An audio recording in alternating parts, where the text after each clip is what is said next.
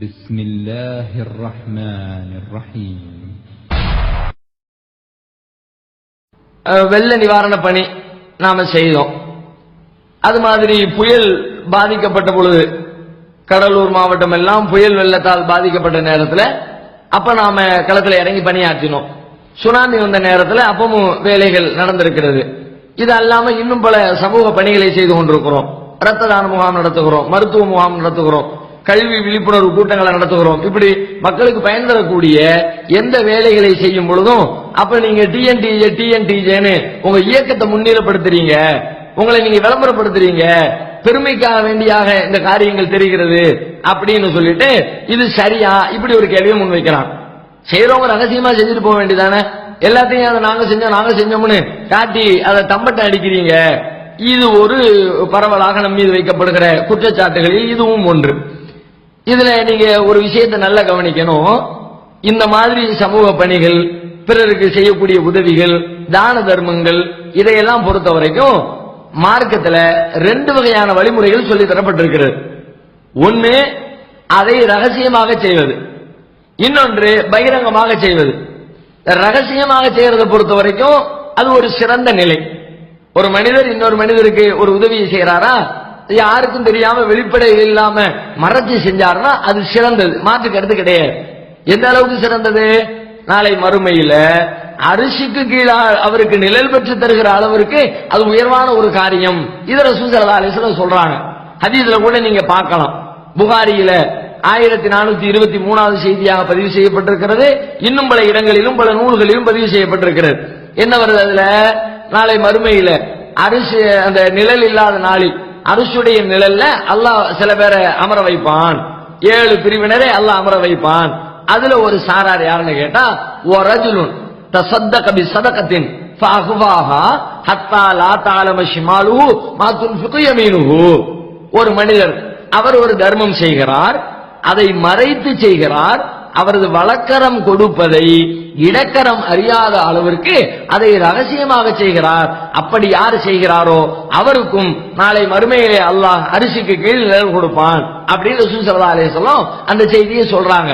அப்ப இந்த மாதிரி ஒருவர் தான் செய்கிற உதவியை ரகசியமாக செய்தால் அது மிகச்சிறந்த நன்மை அவருக்கு பெற்றுத்தரும் என்பதில் மாற்று கருத்து கிடையாது.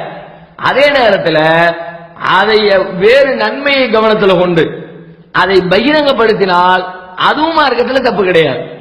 உதாரணமா குர்ஆன்ல அல்லாஹ் ரப்பல் ஆலமீன் சொல்லுகிறான், 2வது அத்தியாயம் 271வது வசனத்துல சொல்லுகிறான், இன் துபுது ஸதகாத்தி ஃபனிஇம்மாஹிய. நீங்கள் தர்மங்களை வெளிப்படுத்தினால் அதுவும் நன்மைக்குரியதே. வஇன் துஹுவா வ துதுல் ஃபுகரா ஃபஹுவ கைருல் லகும். நீங்கள் அதை மறைத்து ஏழைகளுக்கு கொடுத்தால் அது உங்களுக்கு சிறந்தது. இது சிறந்தது, அதை மாற்றி கருத்துன்னு சொல்லல அல்லாஹ். அதே நேரத்தில் வெளிப்படுத்தினா அதே நன்மை இருக்குங்கிறான் அல்லாஹ். வெளிப்படையா நாங்க தான் செய்யறோம், இவ்வளவு செய்யறோம் அப்படின்னு செய்யறதுனால சில நன்மைகள் இருக்கிறது. என்ன நன்மைகள் கிடைக்கும்? வெளிப்படையாக ஒருத்தர் வந்து நன்மைகளை நல்லறங்களை செய்ய ஆரம்பிக்கும் பொழுது அதை பார்த்துப்புட்டு மற்றவங்களுக்கு நாமளும் இது மாதிரி செய்வோமே அப்படின்ற எண்ணம் ஏற்படும். அவங்களும் செய்ய ஆரம்பிப்பாங்க, சமூகத்துக்கு பல நன்மைகள் கிடைக்கும். அப்ப இந்த மாதிரி நன்மைகளை எதிர்பார்த்து வெளிப்படையாகவும் செய்யலாம், ரகசியமா செய்யறது சிறந்தது. இப்ப மார்க்கத்தில் அனுமதிக்கப்பட்ட காரியத்தை தான் நாங்க செய்யறோம், இது எப்படி குற்றமாக இருக்க முடியும்? ஒண்ணு. 2வது, ரகசியம்னு சொல்றோம்ல, இந்த ரகசியமா செய்யறது யாரு செய்யணும்னு கேட்டா தனி மனுஷன் செய்யணும்.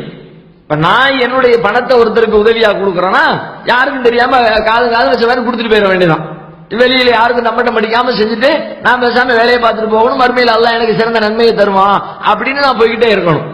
ஆனால் பொதுமக்களிடத்துல வசூல் செய்து மக்கள் பணத்தை திரட்டி நான் உதவி செய்ய போகிறேன் என்று பொது இடத்திற்கு வந்தால் அந்த பணத்தை ரகசியம் பண்ண கூட. நீ ரகசியமா செஞ்சுக்கன்றது மாதிரி நீங்க ஒருத்தருக்கு அனுமதி கொடுத்தால் அது என்ன விளைவு ஏற்படுத்தும் தெரியுமா?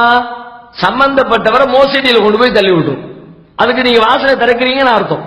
பொதுமக்கள்கிட்ட காசு வாங்கி நான் வசூல் பண்ணி மக்களுக்கு உதவி செய்யறேன்னு சொல்லும் பொழுது நீ ரகசியமா பண்ணனா நான் செஞ்சனா செய்யலையான்னு எப்படி தெரியும்? யாருக்குமே தெரியாம நான் உள்ளுக்குள்ள அமைக்கிட்டோம்னா நான் என்னுடைய செலவுக்கு அதை பயன்படுத்திட்டு ரகசியமா செஞ்சாச்சு, யாருக்கும் தெரியாது, ஆனா போக வேண்டிய ஆளுக்கு போயிடுச்சு, எப்படி கொடுத்த மக்களுக்கு எல்லாம் தெரியும்? அப்ப மக்களிடத்தில் வசூல் செய்து ஒரு பணத்தை கொண்டு போய் உதவுவதாக இருந்தால் பொதுமக்களுக்கு அது தெரியணும். நம்மகிட்ட பணம் வாங்கினாங்க, அந்த பணத்தை கொண்டு போய் இன்னாருக்கு கொடுத்திருக்கிறாங்க, இன்னென்ன வேலைகள் நடந்திருக்கிறது, பகிரங்கமா தெரியும். அப்படி தெரிஞ்சாதான் நீங்களும் கேள்வி கேட்க முடியும். யாருக்குப்பா கொடுத்த, எவ்வளவு கொடுத்த கணக்கை காட்டு, இத்தனை பேருக்கு கொடுத்திருக்கிறியா, கரெக்டா கொடுத்தியா இல்லையா, ஏன் இந்த ஆளுக்கு கூட கொடுத்த, ஏன் இந்த ஆளுக்கு குறைய கொடுத்த, அப்படி ஏன்னா பணத்தை கொடுத்தது நீங்க கேள்வி கேட்கிற ரைட்ஸ் உங்களுக்கு இருக்கிறது. வெளியே தெரியாம கொடுத்தாச்சுன்னா அப்ப மோசடி செய்வதற்குரிய வாய்ப்பு வந்துடும். மக்களிடத்தில் வசூல் செய்த பணத்தை கொடுப்பதாக இருந்தால் வெளிப்படையாகத்தான் கொடுக்க வேண்டும். இரண்டாவது, அப்படி வெளிப்படையாக கொடுக்கும் பொழுதுதான் மக்களும் திரும்ப திரும்ப உதவிகளை செய்வாங்க. அப்ப நம்ம கொடுத்த பணம் கொடுத்துட்டாங்க, இந்த வேலை நடக்குது, குப்பை அள்ளிக்கிட்டு இருக்கிறாங்க, இந்த போட்ல போய் மக்களை காப்பாத்திக்கிட்டு இருக்கிறாங்க, அவங்க தான் அந்த அடையாளம் இருந்தா தான் அது தெரியும். அடையாளமே இல்லைன்னு வச்சுக்குவோம், ஒரு அடையாளம் கிடையாது, ஒரு டிஷர்ட் இல்ல, நாங்க தான் செஞ்சோம்ன்றது ஒரு போட்டோ இல்ல, எந்த விதமான விளம்பரமும் இல்ல, அப்படி போய் 10ஓட 11 செஞ்சுட்டு வந்தா யாரு செஞ்சாலும் தெரியாது. இது நான் தான் செஞ்சேன், ஒவ்வொருத்தரும் சொந்தம் கொண்டாடலாம். பொதுவான போட்டோக்களா இருக்குன்னு வச்சுக்குவோம், அதை வைத்துக்கொண்டு யாரு வேண்டுமானாலும் தான் செய்ததாக சொல்லிவிட முடியும். அப்படி எல்லாம் நிறைய பேர் சம்பாதிக்கவும் செய்யறாங்க. அப்ப நம்முடைய அடையாளத்தோடு போய் நாம தான் செய்கிறோம் என்று தெரிகிற வகையில இந்த உதவிகளை செய்யும் பொழுது அப்ப அதை உதவி செய்யக்கூடிய மக்களுக்கு ஒரு எண்ணம் வரும், நம்ம இன்னும் கொடுப்போம், மக்களுக்கு போய் சேருகிறது. அதனால தானே கொடுத்தாங்க. 33 கோடி ரூபாய இந்த ஜமாத்தை நம்பி மக்கள் கொடுத்தாங்கன்னா எப்படி கொடுத்தாங்க? அரசாங்கத்திற்கு அடுத்தபடியாக அல்லாஹ்வுடைய கிருபையினால இவ்வளவு பெரிய தொகையை மக்களுக்கு வாரி வழங்கக்கூடிய பாக்கியம் நமக்கு எப்படி கிடைச்சிச்சு?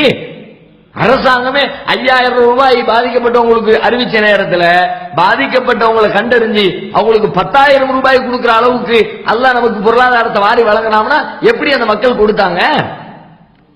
அந்த நம்பிக்கை தானே வேலை செய்யறது பார்க்க போய்த்தானே. மீடியாக்கள்ல எல்லா இடங்களையும் திரும்ப திரும்ப பார்த்தாங்க. பார்த்த பிறகு ஒரு நம்பிக்கை வந்துச்சு. நம்பிக்கை வந்த உடனே உதவி செய்ய வேண்டும் என்று விரும்புகிற மக்களுடைய பொருளாதாரத்தை எல்லாம் நம்மை நோக்கி அவங்க திருப்பி விட்டாங்க. அப்ப இந்த மாதிரி அதிகமான நன்மைகள் மக்களுக்கு போய் சேரணும்னா அப்ப நாம அதை வெளிப்படையா செய்யணும். வெளிப்படையா செஞ்சா மக்கள் உதவுவாங்க. நிறைய நாமும் மக்களுக்கு கொண்டு போய் அந்த பணத்தை சேர்க்க முடியும். ரகசியமா செஞ்சா மோசடி செய்வதற்குரிய வாய்ப்பு இருக்கிறது. எனவே பொது பணத்துல ரகசியம் இருக்கக்கூடாது.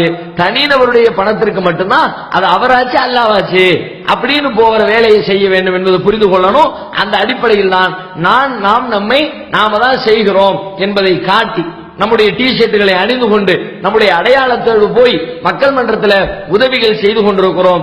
இதையும் அல்லாஹ் நன்மை என்றே சொல்லிவிட்டான். அதனால இதை குறை காணுவதற்கு ஒண்ணு கிடையாது. ஒருவேளை இதை நீங்க பெருமையா நினைச்சீங்கன்னு வச்சுக்குவோம், இல்ல இது பெருமைக்கு தான் செஞ்சாங்க, ஊர்ல 4 பேர் பாராட்டணுன்றதுக்காண்டி செஞ்சாங்க, அப்படி செய்திருந்தால் செய்தவர் யாரோ அவர் அல்லாஹ்விடத்தில் நன்மை பெற மாட்டாரு. செய்யக்கூடியவர் நான் நல்ல நோக்கத்துல தான் விளம்பரப்படுத்துறேன், இந்த நோக்கத்துக்காகத்தான் இந்த விளம்பரம் எல்லாம். இதை தாண்டி மக்கள் பாராட்டணும், மக்களிடத்துல ஒரு நன்மதிப்பு பெறணும் அப்படின்றதுதான் ஒருத்தருடைய நோக்கமாக இருக்குமானால் சம்பந்தப்பட்டவர் அல்லாஹ்விடத்தில் கூலியை பெற மாட்டார்.